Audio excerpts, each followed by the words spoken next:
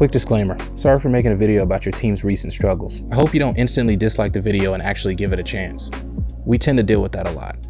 Making videos about your team does not mean they are bad. It simply means they haven't achieved greatness in too long, and we want to see if we can get down to the bottom of why. Thank you.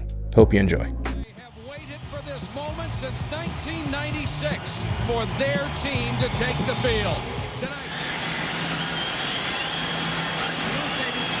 Cowboys come with 4. Carr with time. Complete down to the 5. Diving for the end zone. Touchdown, Billy Miller. Are you kidding me? The final score.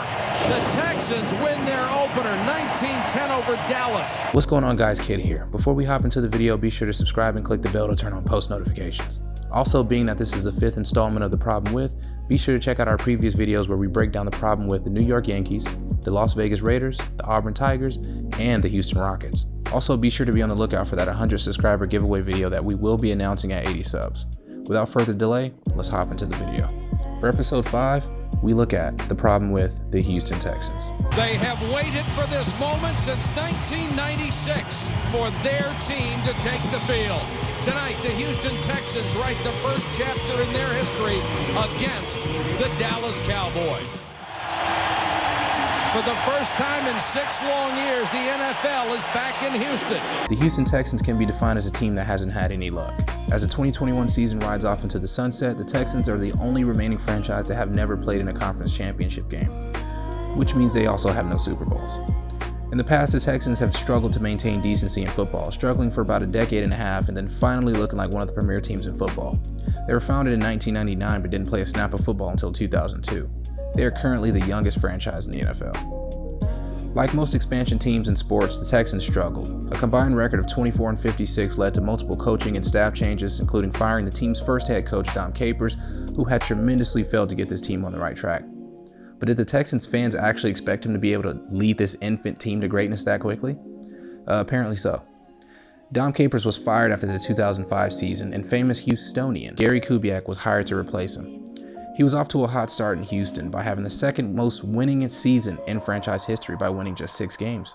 Yeah, sorry.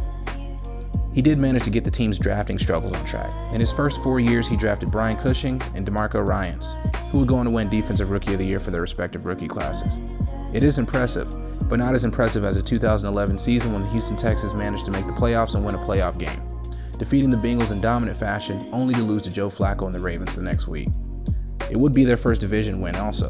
2013 would be a devastating season for the Texans. After 2 straight division titles and the most winningest team in team history to this day with 12 wins, the Texans managed to spend the next season going 2-14, losing to the Jaguars, who were 0-8. Gary Kubiak was fired after this. Of course, former Penn State head coach Bill O'Brien was then hired to lead the team to greatness. And to be honest, he did. He made the Texans one of the most premier teams in football and led them to multiple division titles, even with a poor quarterback situation, until 2017, when the Texans drafted their first franchise quarterback, Deshaun Watson. But how does a team with superstars such as Deshaun Watson, DeAndre Hopkins, and JJ Watt manage to be a team that is so mediocre? Well, that's where we have the problem with the Houston Texans. Anger on the hold, and the kick is good. Pass caught on the run for the touchdown. Flings it. Caught. Touchdown, Kelsey. This is going to be returned by Carter. Going to take it at the goal line. Ball's out, and it's picked up in the air. Mahomes to Kelsey, and another touchdown for Kansas City. Here's Mahomes looking. Open field for a moment. He may have been past the line of scrimmage. It's called a touchdown. We usually start these videos by talking about the team's last season of success. However, the Texans have never really had true success, so we'll look into their best season, which I think was 2019, which was recent. Following an emotional 2018 season, the Texans had their sights set on greatness. Quarterback Deshaun Watson was entering his 3rd season, and he was looking like a dominant quarterback, one of the best in the league. They also had DeAndre Hopkins outside, a guy who I would say was the best wideout in football. And don't forget JJ Watt, 3 times Defensive Player of the Year and straight beast. This was one of the best chances the Texans had to achieve dominance and success. But once again, Bill O'Brien managed to mess it all up. Bill, how is it? How are you guys out of timeouts with 4 minutes and 11 seconds left in a close game? We didn't do a good job, Brian. Not good. A couple weeks ago at Jacksonville, we asked you a question about the timeout situation.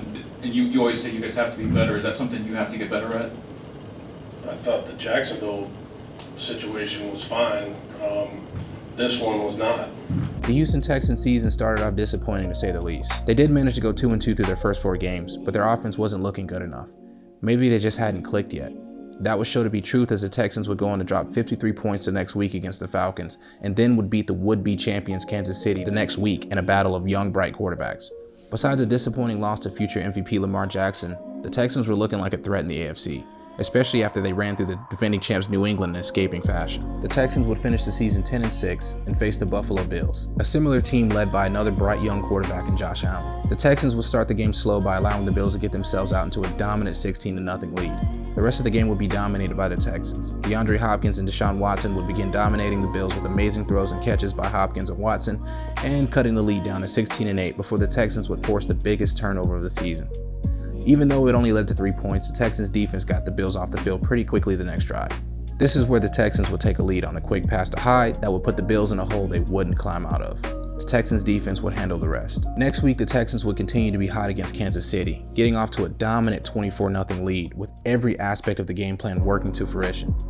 It looked like the Texans were the best team in football, but we all know what happened. Let's just say the Texans managed to completely flip from looking like the best team to the worst in about 5 minutes. After the Texans led 24-0, they were outscored by the Chiefs 51-7, sending them home for the season in what my opinion might be their best ever. The key to that season was not so much as Bill O'Brien or anyone on the coaching staff or front office as you would think. That season was purely carried by the players who made something out of nothing.